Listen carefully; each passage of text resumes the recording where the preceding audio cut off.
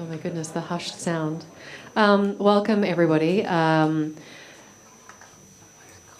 know we've just had our very traditional welcome to country, but I'm going to do one more. So we've all moved rooms.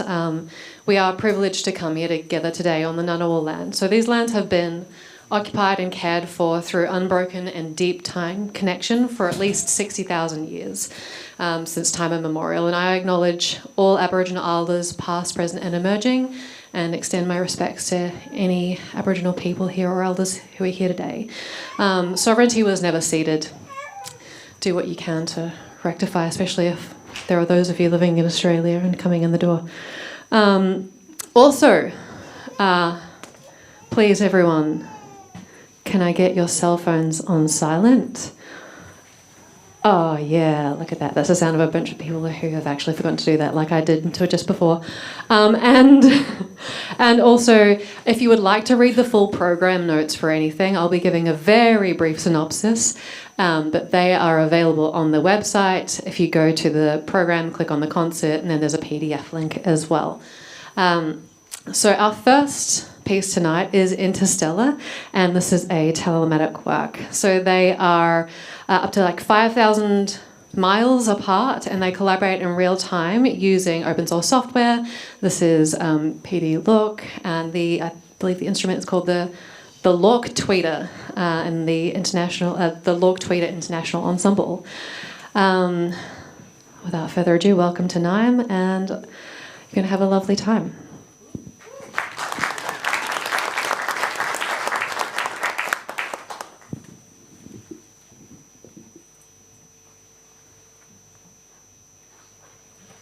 So if everybody can hear me, hello NIME2025 and hello Canberra, Australia. I'll just say a few words and we'll get started. Lork International Ensemble is thrilled to be with you, if only virtually. As much as we would have loved to be with you there, with our members distributed over 7,000 miles apart, we realized that the best, if not the only path forward, was to use this opportunity to reflect on the silver lining of our virtual participation's minimal carbon footprint.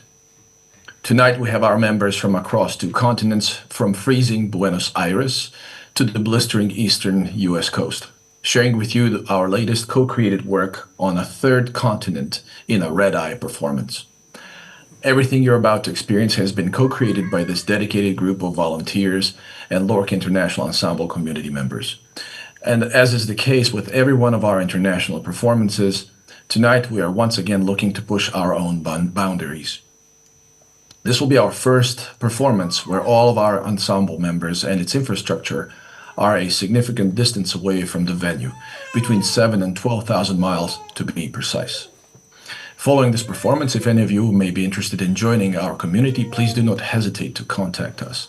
You will find our contact info in the program notes. Similarly, if you're interested in exploring PD Lork and Lork Tweeter, you will find download links on our website. And with that, thank you again for your time and attention. We invite you to sit back and relax, and sincerely hope you will enjoy the experience. Thank you. And Ethan, if you could please disconnect us from...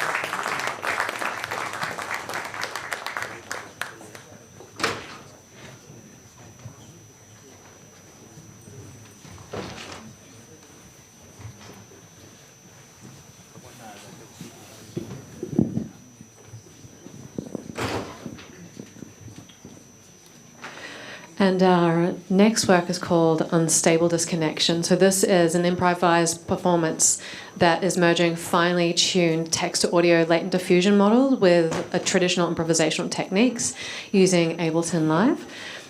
So the diffusion model is acting as a creative co-agent, and the AI model instantly generates fresh audio fragments in response to short textual prompts, which are provided by our performer. Then they're imported into Ableton using Max for Live, and they're going to be manipulated. Where do we go? Everyone's in? We're all good? Good. Sorry. Come across one seat. Thank you. Sorry. We're all wrangling. And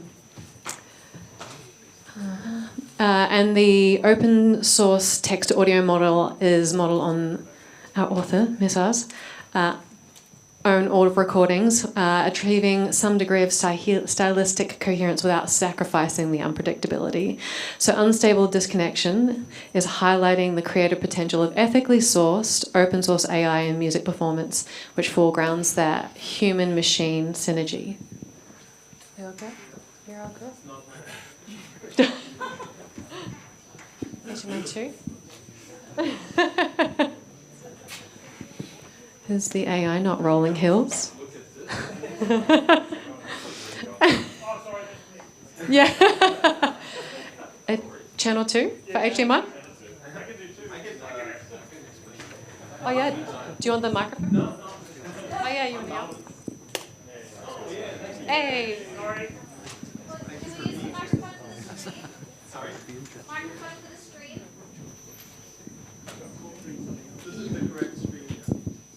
Microphone for the stream. Oh, yeah, do you want to explain stuff? No. Yeah, okay.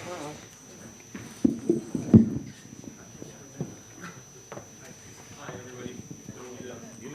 For the stream. I just hear, do you want to stream? I'm like, I would love to, but I'm too old. Yeah, thank you. Welcome. Just some small details on this piece. Essentially, I am a fan of running everything locally. So the diffusion model that I use and I trained, fine-tuned on my own music, around 22 hours of my own music, is currently running locally in New Zealand on this PC that you can see here. Yeah, so the model is engaged. We're streaming my computer in New Zealand, and I will grab this link and hope that the fine 2 degrees internet in New Zealand doesn't break during my performance. If it does, I have a backup project in Ableton, and I will engage that. So just please enjoy. Thank you very much.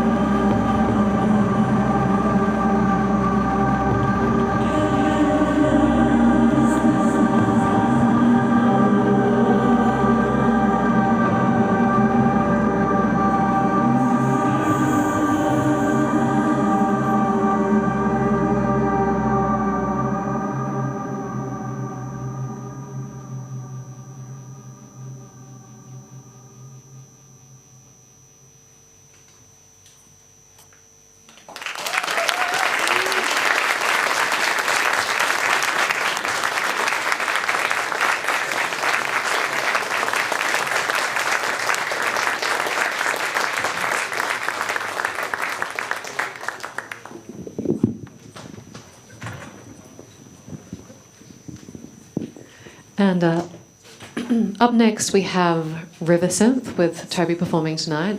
So riversynth mixes hydrophone streams from 6 different rivers systems with live processing through gestural controlled water instrument, which you might be able to see here, and which you'll see up on the big screen in just a second.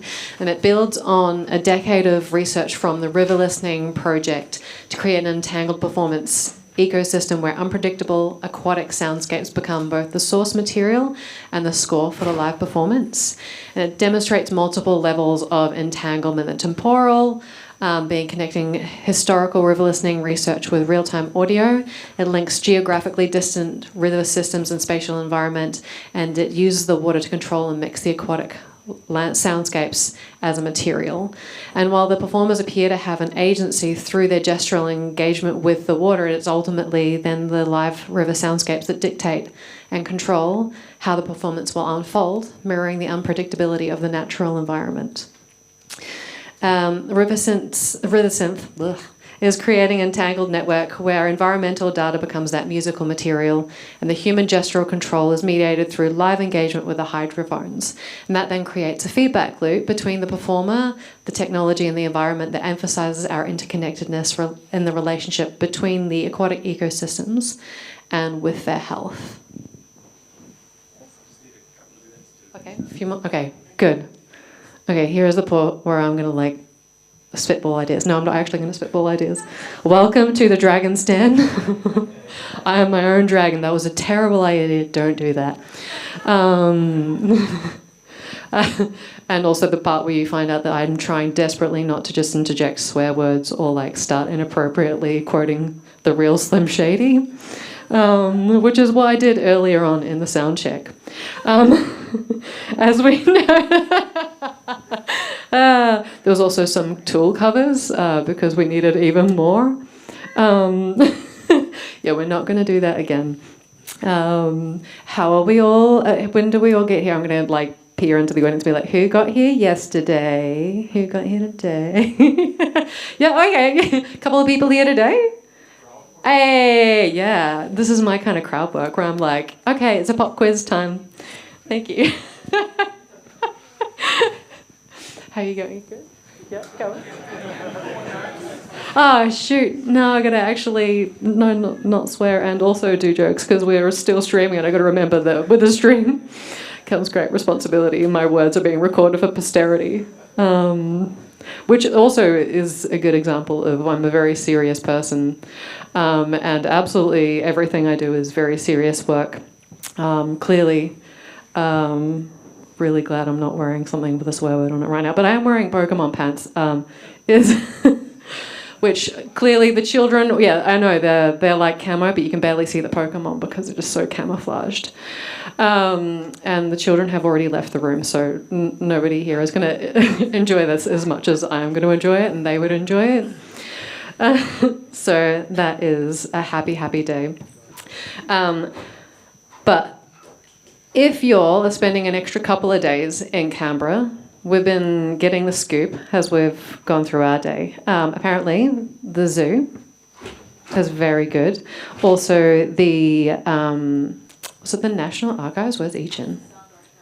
Sound Archives, yeah, and the National Gallery are the ones to hit if you've only got a little bit of free time. Sorry.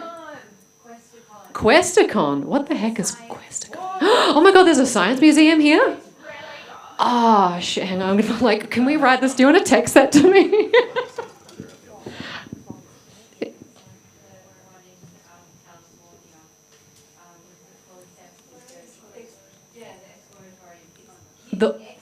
Okay. For the streamers, because you can't be here, sucked in. No, it's giving Exploratorium, was it? Sorry? All right. So that's also now on the list. So I have a lot to do on Saturday. Apparently it's going to be about 5 minutes at each. Is that about right? we need a day for that. So get your planners open. I know I have. My planner was actually just open because it was my phone.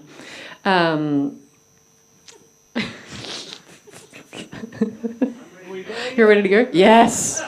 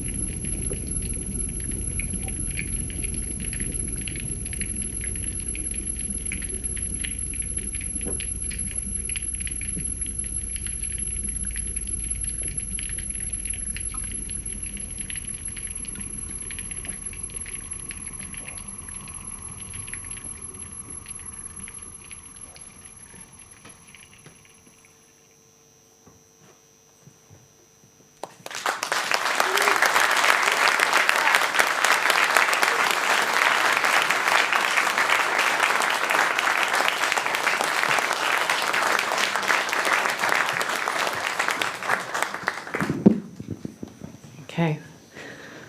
So, onto our next piece, which is called Carpet Entanglement. And I'm also entangled in this microphone lead. Textile production, music and technology are historically entangled, and this performance will explore the relationship through carpet tufting gun as a novel electroacoustic interface. Carpet entanglement emphasizes the ongoing generative interplay between media and mediums, highlighting the tufting gun as a site of embodied material engagement.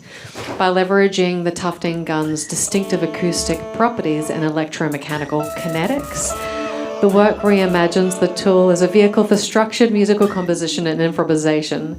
The tufting gun will serve a dual role as an acoustic sound source and as an interactive performance interface, bridging textile craft and experimental sound art.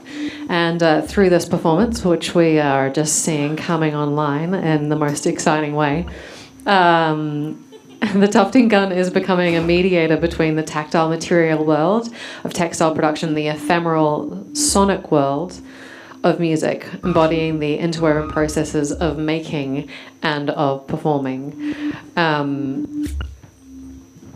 Do we see a backpack coming on?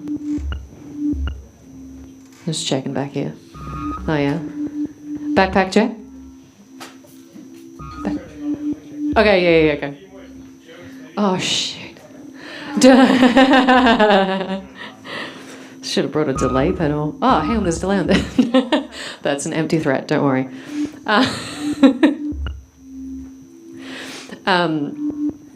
Yep. I'm getting into my talking point headspace. If anyone, by the way, speaking earlier on in my own extremely truncated Welcome to Country, I always mention that if you can, especially if you're in Australia, obviously you don't have the luxury of time when you are from overseas, but if you are in and around Melbourne or in Australia and you can get it posted to you, this is by Gammon Threads. They're a local Melbourne brand. They're actually like in my suburb. And they have this in black as well if you don't want to be like super frou-frou. And yes, this is flocked. And I mean that definitely with the O. It is velvet flocked. And we got a little Aboriginal flag detail here.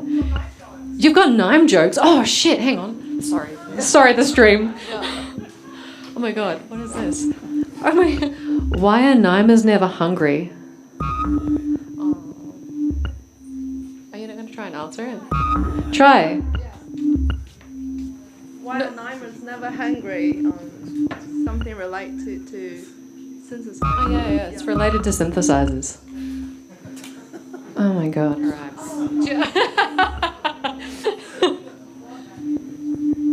Oh, noodling would be a good one. Not noodling. Do we have any other guesses? All right. Are we okay? So the answer is because they know granola synthesis. Oh yeah, we're getting this is Christmas cracker level, and I'm so here for it. Also, fun fact about the Christmas cracker humor: we love it because it's so bad. They actually did a study on that. Don't quote what year that is. Another one. And we got one more. One more? What do you do when you have a technical issue with your instrument before a concert? Tell a NIME joke. Yeah. Rude. You're all good? Yeah. All right, we're going to give the answer to that, or are you going to guess later on? All right, you call 911.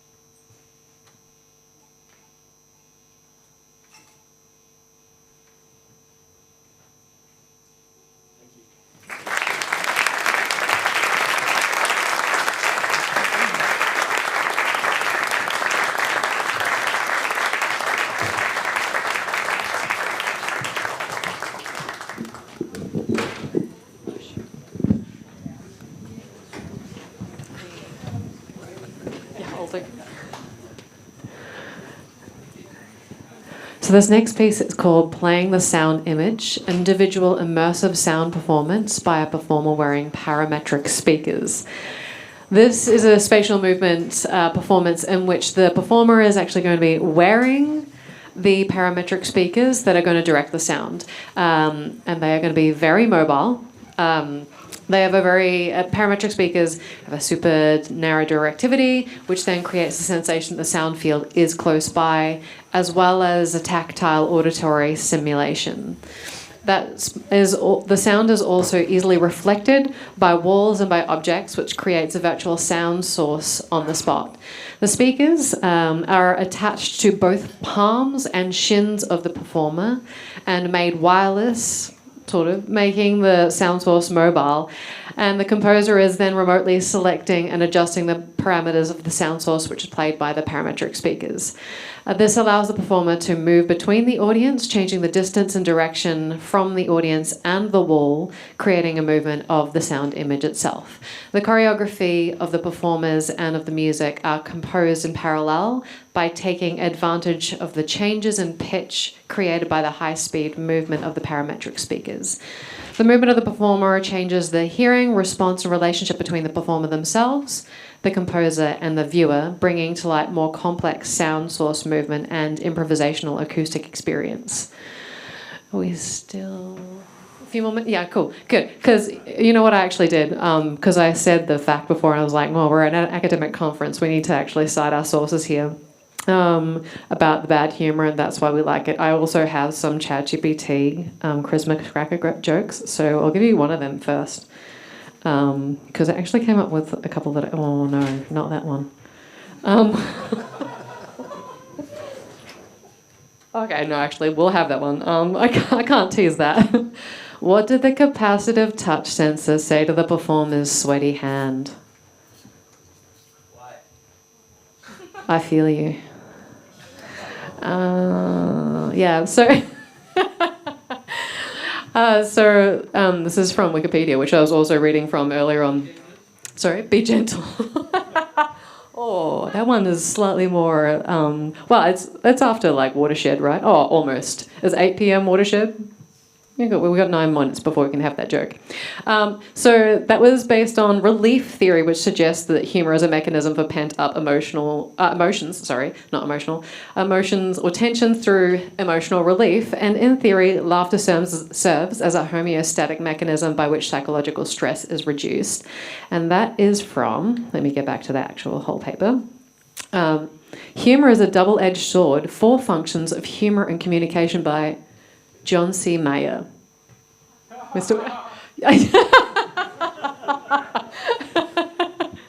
Yes, I'm spitting some facts.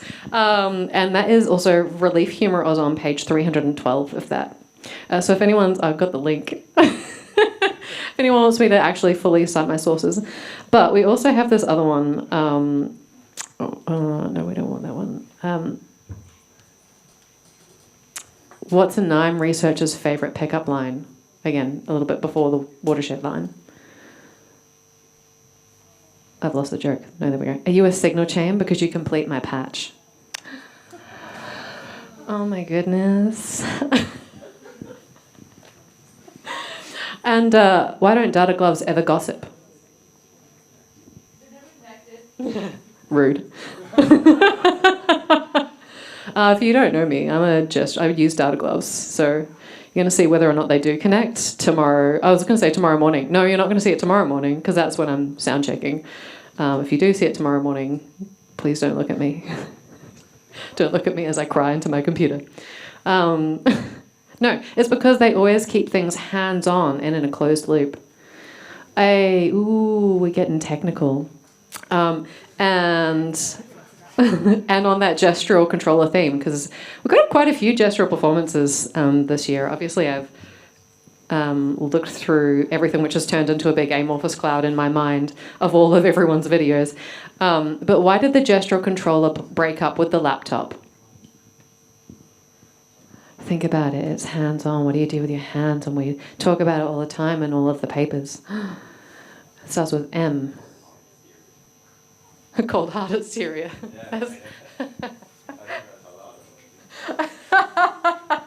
I mean, this is a pretty... was I talking to the microphone for the stream? I hope they're enjoying these jokes. I'm enjoying them a lot more now that I've got, like, ones that AI has decided is funny. I mean, I really like those. Actually, I really like that second joke, which I think was from the NIME forum. Not to diss on the people who submitted those. But AI has... I'm going to say a really weird sense of humor because it doesn't quite know what it's doing.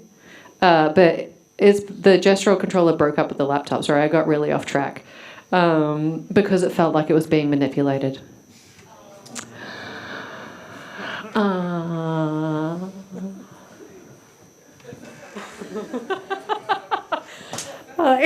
don't know how many more of these are going to be funny at all, but really, like... Do we want one on latency? Because I'm giving away the punchline, and you can't do that in a joke. Actually, you can do that in a joke as well, because something about why we rewatch movies as comfort movies is about the predictability, yada, yada, yada.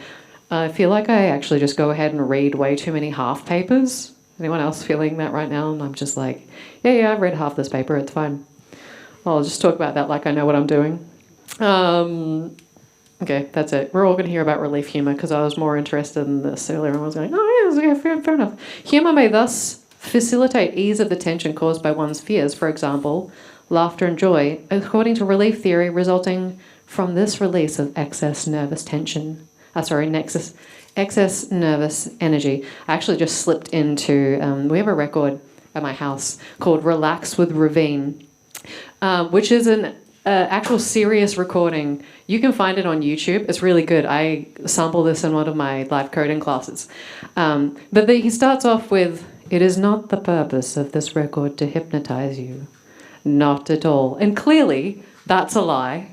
I think it's from the 60s or something. But we also had a spherical needle at home in our turntable. So, of course, then you're sitting there going like, "It is not the purpose of this record to hypnotize you.